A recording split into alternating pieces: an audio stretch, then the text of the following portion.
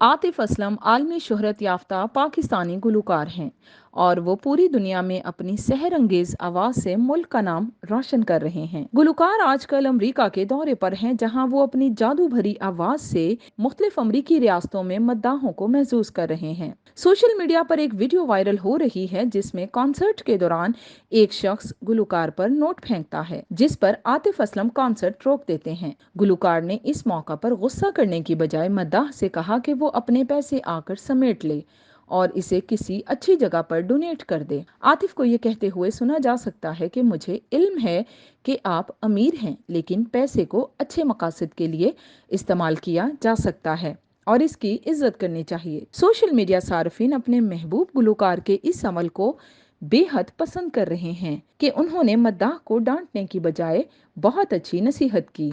याद रहे कि आतिफ असलम इसराइली जारहियत के खिलाफ मजलूम फ़लस्तीनियों के हक में आजकल आवाज़ बुलंद कर रहे हैं। इनके इस अमल को भी सोशल मीडिया पर बहुत सराहा जा रहा है।